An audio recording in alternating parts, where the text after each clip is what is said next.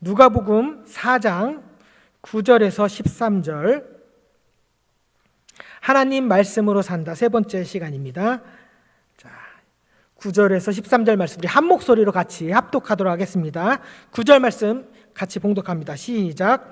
또 이끌고 예루살렘으로 가서 성전 꼭대기에 세우고 이르되 내가 만일 하나님의 아들이거든 여기서 뛰어내리라. 기록되었으되 하나님이 너를 위하여 그 사자들을 명하사 너를 지키게 하시리라 하였고 또한 그들이 손으로 너를 받들어 내 발이 돌에 부딪히지 않게 하시리라 하였느니라. 예수께서 대답하여 이르시되 주 너의 하나님을 시험하지 말라 하였느니라. 마귀가 모든 시험을 다한 후에 얼마 동안 떠나니라. 아멘. 살아계신 하나님의 말씀입니다. 말씀 놓고 기도하시겠습니다. 하나님, 이 시간에도 하나님의 말씀을 저희들 귀에 들려주시니 감사를 드립니다. 하나님 말씀만이 우리의 힘이요 능이요 우리 삶의 소망인 것을 다시 한번 깨닫는 시간이 되게 도와주시옵소서. 성령님께서 이 시간 역사하여 주셔서 전하는 자도 듣는 자도 오직 하나님 말씀에 아멘으로 화답할 수 있도록 우리 삶으로 살아낼 수 있도록 성령님 인도하여 주시옵소서. 감사드리며 예수님의 이름으로 기도하옵나이다. 아멘. 계속해서 예배의 순서를 조금씩 변경하면서 가장 웨슬리교회에 합당한 예배를 만들어 가려고 노력하고 있습니다. 조금 낯설더라도 함께 잘 따라와 주시면 감사드리겠습니다. 하나님 말씀으로 산다 세 번째 시간입니다. 마귀의 첫 번째 시험은 광야에 수많이 널브러져 있는 돌들을 떡이 되게 하는, 그래서 그 시험은 마귀가 그 우리의 연약함을 가장 잘 알고 그 연약함을 건드려서 우리가 넘어지도록 마귀가 우리의 연약함을 미끼로 사용한다고 말씀드렸고, 또한 40일 동안 금식 기도인 예수님의 그 배고픔을 건드려서 하나님의 뜻이 아닌 예수님께서 당신의 능력을 사용하여서 자기 자신을 위해서 하나님의 거룩한 능력을 사용하도록 요구한다고 그렇게 말씀을 드렸습니다. 그랬더니 예수님께서 사람이 떡으로만 사는 것이 아니요 여호와의 입에서 나오는 모든 말씀으로 사는 줄을 내게 알려 하심이라 라고 신명기 8장 3절의 말씀을 고백하시면서 유혹을 물리치셨습니다. 그리고 지난주 두 번째 말씀은 예수님을 순식간에 이끌고 가서 천하 만국을 보여주면서 내게 경배하면 이 모든 권위와 영광을 내게 주리라. 창세기에서 하나님께서는 천지를 창조하시고 그리고 각종의 모든 나무들을 우리에게 먼저 주셨고 조건 없이 주셨고 임의대로 우리에게 맡기셨지만 마귀는 세상의 모든 만국을 보여주면서 그 권위와 영광을 보여주기만 하고 조건을 달면서 우리의 임의가 아닌 자기에게 경배하는 자에게 자기의 임의대로 주겠다라고 말을 하였습니다.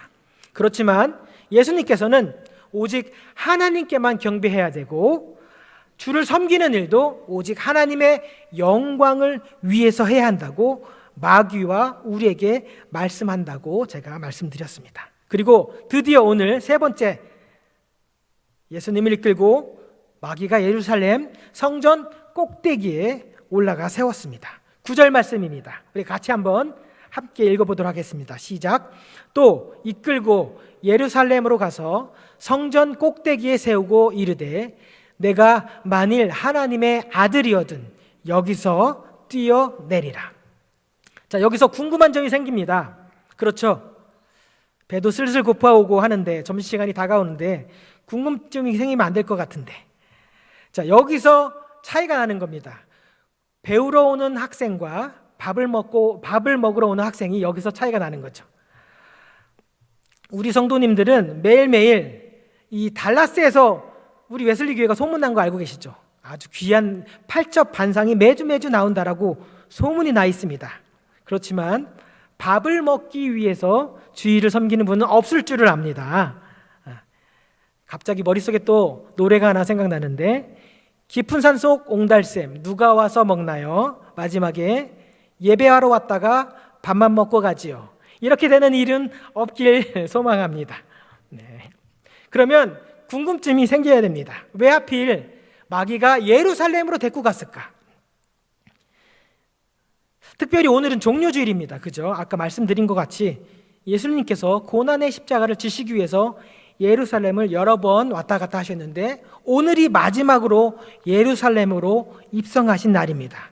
그리고 예수님께서 입성하실 때 예루살렘에 있는 모든 사람들이 승리하고 개선하는 왕처럼 예수님을 열렬하게 환영한다는 뜻으로 종려나무 가지를 흔들었기 때문에 종려주일이라고 부릅니다. 그리고 사람들이 외쳐서 이르되 호산나 다윗의 자손이여 찬송하리로다. 주의 이름으로 오시는 이여 가장 높은 곳에서 호산나라고 사람들이 외쳤습니다.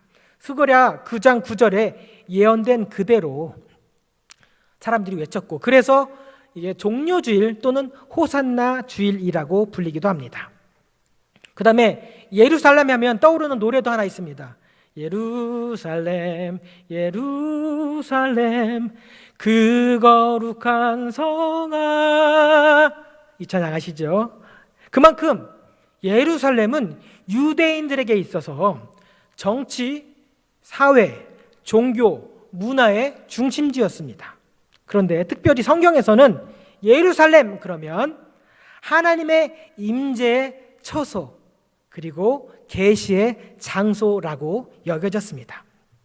특별히 우리가 누가복음을 계속 보고 있는데 유년기에 예수님께서 해마다 유월절이 되면 예루살렘으로 올라와서 절기의 관례대로 특별히 율법의 아들, 그때 제가 설명을 드렸는데 바르 미츠바, 율법의 아들이 되기 위해서 해마다 올라왔던 곳이 바로 예루살렘이었습니다. 특별히 12살 때에는 사흘 동안 예루살렘이 어디 갔는지 잊어버려서 부모가 내려가고 있다가 다시 예루살렘으로 돌아와서 사방을 막 찾고 있었는데 예루살렘 성전에서 율법의 선생님들 그 틈에서 틈바구니에 끼어서 묻기도 하고 듣기도 하되 듣는 자들이 어떻게 12살 먹은 소년이 저렇게 대답을 할 수 있을까? 그 지혜에 다들 놀랐다라고 기록하고 있습니다. 그러면서 어머니 마리아가 이렇게 외쳤죠. 아이야, 어찌하여 우리에게 이렇게 하였느냐? 보라, 내 아버지와 내가 근심하여 너를 찾았노라. 그랬더니 예수님께서 어찌하여 나를 찾으셨나이까? 내가 내 아버지 집에 있어야 할 줄을 알지 못하셨나이까? 라고 대답을 하였습니다. 제가 설교를 했었는데 다들 기억이 나시죠? 네, 깜빡. 괜찮습니다. 네. 여기서 예수님께서 내가 내 아버지 집에 있어야 될 줄을 알지 못하셨나이까 할 때 그 아버지 집은 어떤 곳이었냐면 삼위일체 하나님이 임재하시는 곳이었고 예배, 영과 진리로 예배하는 곳이었고 그리고 하나님 말씀을 부지런히 다음 세대에게 가르치는 곳이 바로 성전 아버지의 집이라고 제가 말씀을 드렸습니다. 그러면서 제가 다음 세대에게 하나님 말씀을 제대로 부지런히 전하기 위해서는 성경책을 손에 가까이 해야 됩니다 라고 하면서 또 노래를 하나 불렀었는데 기억이 나시죠? 손이 가요 손이 가, 이때 불렀던 그 노래였습니다. 설교도 기억이 안 나고 이 노래도 기억이 안 나면 빠른 시일 내에 병원을 찾아갈 것을 제가 당부드립니다. 다시 예루살렘으로 돌아가겠습니다. 예루살렘은 하나님의 임재가 거하는 장소입니다. 그리고 하나님께서 그의 백성들에게 말씀하시는 계시의 장소입니다.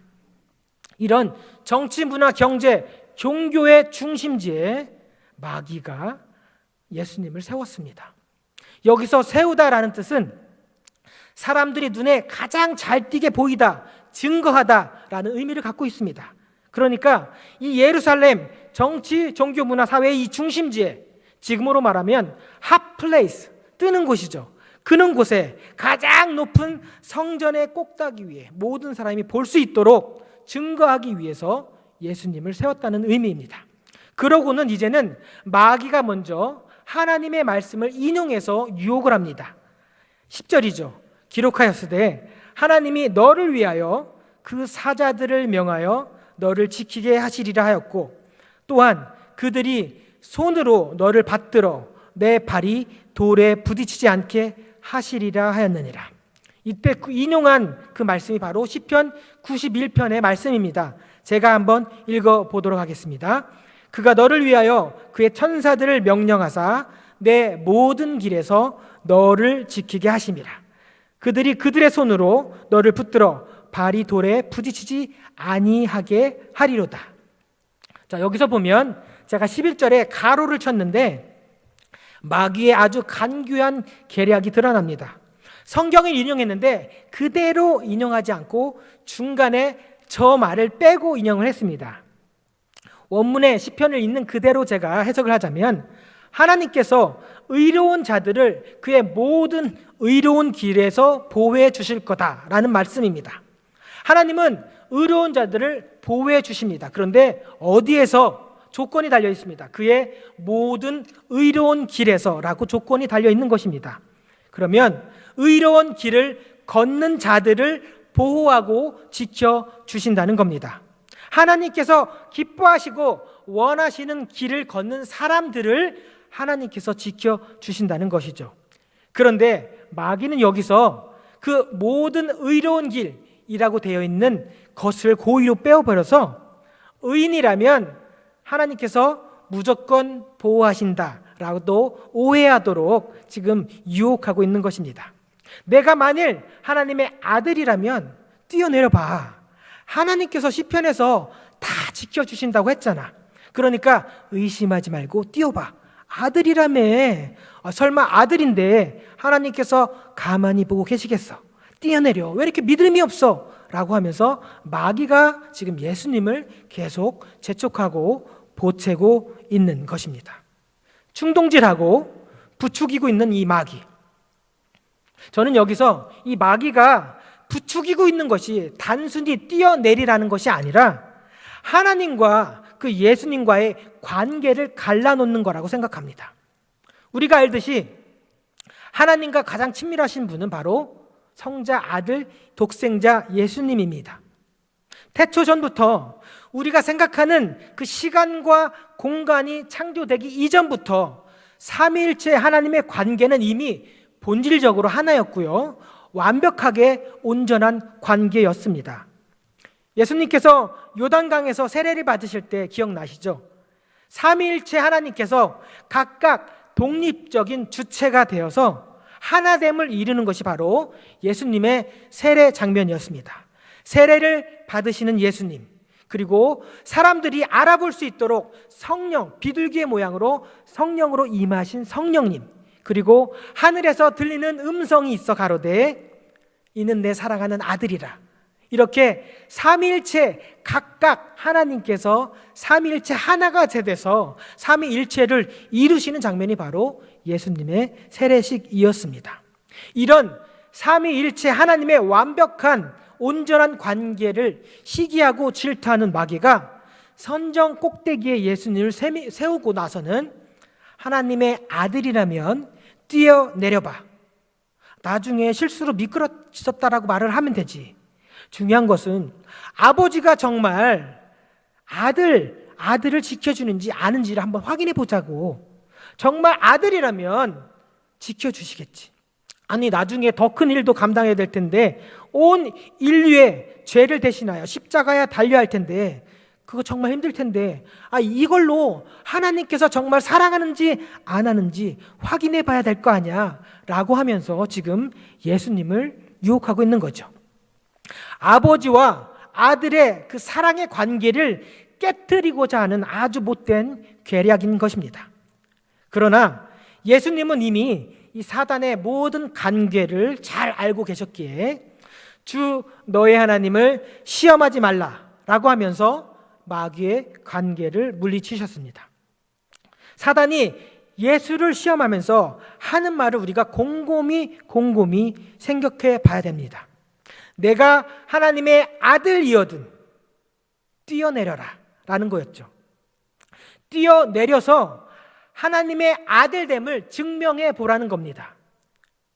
예수님의 하나님의 아들 되심이 사실인지 아닌지가 뛰어내리면 증명될 수 있다라고 마귀가 유혹하고 있는 겁니다. 그런데 우리가 누가복음을 쭉 보고 있듯이 예수님께서는 어려서부터 하나님 아버지 되고 내가 아들 되고 있다는 것을 알고 계셨습니다. 아까 성전에서 부모가 찾아줬을 때 뭐라고 했죠?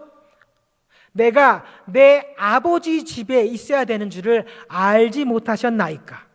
예수님은 스스로 하나님의 아들이심을 알고 있었습니다. 또 세례 받으실 때도 하늘에서 있어 하나님 아버지의 음성이 있어 너는 내 사랑하는 아들이라 음성으로 하나님께서 확언해 증언해 주셨습니다. 그런데 사단은 애써서 이 사실을 의심하게 만들면서 뛰어내리면 증명된다라고 유혹하고 있는 것입니다. 스스로 예수님께서 뛰어내리셔서 너는 내 사랑하는 아들이라 내 아들이다 라는 것을 증명할 필요가 없는데도 불구하고 사단은 지금 어거지로 예수님을 부추기고 있는 것입니다. 생각해 보십시오. 어떤 자녀들이 불 가운데 뛰어 들어가면서 내가 진짜 아들인지 아닌지 들어가 보면 알겠지 라고 하면서 시험을 하겠습니까? 자녀됨을 확인하기 위해서 일부러 위험해질 필요는 없는 것입니다. 왜냐하면 사랑을 받고 있는 자녀라면 이미 스스로 사랑받고 있음을 깨달아 알 수 있기 때문입니다. 그러니 예수님은 사단의 유혹에 넘어가지 않고 오히려 하나님의 말씀을 붙잡고 주 너의 하나님을 시험하지 말라라고 외치시면서 단번에 유혹을 물리치셨습니다. 그런데 중요한 건 예수님이 아니라 우리들입니다. 왜냐하면 사단은 예수님뿐만 아니라 우리에게도 하나님의 자녀됨을 의심하게 만들고 있기 때문입니다. 내가 진짜 하나님의 자녀가 맞는가? 하나님께서 나를 진짜 사랑하는 게 맞는가? 아니 이렇게 맨날 주일에는 예배드리고 돌아가면 죄만 짓고 있는 내가 정말 구원을 받을 수 있는가? 이런 생각이 한 번이라도 들었다면 이거는 성령님이 주시는 생각이 아니라 사단이 우리로 하여금 하나님을 떠나도록 우리 마음속에 의심을 불러일으키고 있다는 것을 믿으시길 부탁드리겠습니다. 우리로 하여금 하나님과의 관계를 의심하도록 만드는 것이 바로 사단의 전략이요 방법인 것입니다. 고린도후서 11장 3절 말씀을 함께 읽어보도록 하겠습니다. 시작. 뱀이 그 관계로 하와를 미혹한 것 같이 너희 마음이 그리스도를 향하는 진실함과 깨끗함에서 떠나 부패할까 두려워하노라. 알듯이 사단은 하나님을 향한 우리의 마음이 부패하도록 만드는 것뿐만 아니라 더 나아가서 부부의 관계, 자녀와의 관계, 부모와의 관계를 의심하게 만들고 깨어지게 만들어서 하나님의 영광을 나타내지 못하도록 우리를 부추기고 우리의 관계를 깨트리려 하고 있습니다. 주님, 이 자매라면 내가 평생을 공주처럼 받들고 살겠습니다. 저는 이렇게 프로포즈를 하지 않았는데 우리 오전도사님은 그렇게 하셨을 것 같습니다. 제발 이 자매를 허락해 주십시오. 그렇게 금식하게 하면서 하나님의 허락하심으로 하나가 된 부부 사이에 마귀가 끼어들면 아내가 남편을 의심하게 만들고 남편이 아내를 의심하게 만들고 내 뼈 중에 뼈요 살 중에 살이로다. 서로 더 사랑하며 섬기며 살기에도 부족한 그 시간을 누구랑 통화했어? 누구랑 점심 먹었어? 지금 누구냐고 끝없는 의심으로 결국 깨어지게 만들어 평생 원수로 살아가게 만드는 것이 바로 마귀의 계략인 것입니다. 부모와 자녀 사이를 이간질하여서 사랑의 마음으로 자녀를 꾸짖게 되면 자녀들이 그것을 사랑으로 받아들이지 않고 내가 정말 친아들 맞냐고 친딸이 맞냐고 부모 가슴에 비수를 꽂게 만들어 부모와 자녀 관계를 깨뜨리게 만들고 하나님의 가정이 깨지고 파탄나게 만드는 거예요. 하나님의 영광을 드러내지 못하도록 만드는 것이 바로 마귀의 속셈인 것입니다. 이뿐입니까? 교회 안에서 성도와 성도 간의 관계도 호시탐탐 마귀는 노리고 있습니다. 아주 작은 실수 하나 가지고 서로 이해하고 덮어주고 용서하면 그만인 것을 사단의 유혹에 넘어가게 되면 한 사람을 통하여 소문이 온 동네방네 소문나고 다른 교회도 소문이 나고 작은 실수 하나 때문에 온 동네 지역사회에 아주 저명한 유명인이 되어버리게 되는 것입니다. 이 모든 것이 사람과 사람 관계를 깨트리고 무너뜨리고 또 하나님과 그의 자녀 관계를 깨트려서 하나님의 뜻 가운데 거하며 살아가는 이 성도들이 받고 누려야 될 은혜와 축복을 받지 못하도록 방해하는 것이 바로 마귀의 목표이자 전략인 것입니다. 그러나 너무 걱정하지 마십시오. 이 모든 유혹과 시험 그리고 우리와 하나님의 관계를 의심하게 만드는 사단의 시험을 단번에 물리칠 수 있는 방법이 있습니다. 그것이 바로 로마서 8장 38장 39절 말씀입니다. 우리가 한번 힘내서 함께 큰 목소리로 함께 읽어보겠습니다. 시작. 내가 확신하노니 사망이나 생명이나 천사들이나 권세자들이나 현재일이나 장래일이나 능력이나 높음이나 깊음이나 다른 어떤 피조물이라도 우리를 우리 주 그리스도 예수 안에 있는 하나님의 사랑에서 끊을 수 없으리라. 아멘. 아멘. 이 세상의 그 어떤 것도 그 무엇도 우리와 하나님 사랑 그 관계를 끊을 수 없음을 이 말씀을 붙잡고 믿음으로 고백해야 되는 것입니다. 이 세상의 영광과 권세를 물려받았다라고 주장하는 사단 마귀를 할지라도 주 예수 그리스도 안에 있는 하나님의 사랑에서 우리를 끊을 수 없습니다. 아멘. 예수님께서 먼저 이 사단 마귀의 모든 시험과 유혹을 단번에 이기셨으니 이제 성도된 우리도 담대하게 예수님처럼 모든 시험과 유혹을 우리에게 주신 이 하나님의 말씀으로 그리고 예수 안에 있는 영원한 하나님의 사랑으로 이겨내길 소망합니다. 힘들고 지치고 내 삶 가운데 더 이상 하나님의 은혜가 없다라고 느껴지실 때 이 말씀을 기억해야 됩니다. 아내와 남편과의 관계가 자꾸 틀어지고 삐뚤어지고 서로의 목소리가 높아질 때 이 말씀을 기억해야 됩니다. 부모와 자녀와의 관계 속에서 더 이상 진전이 없고 대화하면 할수록 상처만 더 커져갈 때, 더 멀어질 때 이 말씀을 기억해야 됩니다. 성도 간의 관계 가운데 작은 일에서 자꾸 짜증이 나고 눈앞에 가시처럼 그렇게 김지사님, 권사님이 느껴지실 때 이 말씀을 기억하고 스스로 외쳐야 됩니다. 사단아 물러가라. 사단의 모든 유혹과 시험아 물러가라. 나와 하나님의 관계를 허무는 사단아 물러가라. 부부의 사이를 깨트리는 사단아 물러가라. 성도와 성도 사이를 교회 공동체를 무너뜨리게 하는 사단은 물러가라 라고 외쳐야 되는 것입니다. 우리를 향하신 하나님의 사랑은 결코 끊을 수 없다. 이렇게 외치시면서 사단의 유혹에서 이겨내시는 저와 여러분 되시길 예수님의 이름으로 축복합니다. 예수님께서는 우리를 위해서 먼저 친히 마귀의 시험을 받으셨고 담당하게 이겨내셨습니다. 그리고 이 모든 우리의 죄를 지고 십자가를 지시고 우리의 모든 죄를 대속하시기 위해서 십자가에서 돌아가셨으니 이 놀라운 사랑 간직하시고 그리고 세상 가운데 함께 전할 수 있으면 좋겠습니다.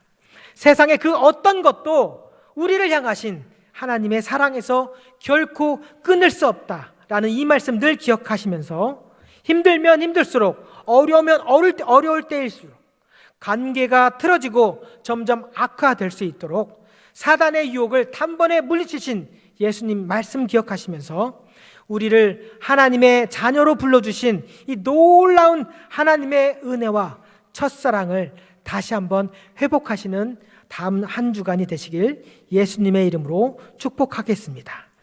이제 다 같이 일어나셔 마지막 찬양 아버지 사랑 내가 고백하시면서 예배를 마치도록 하겠습니다.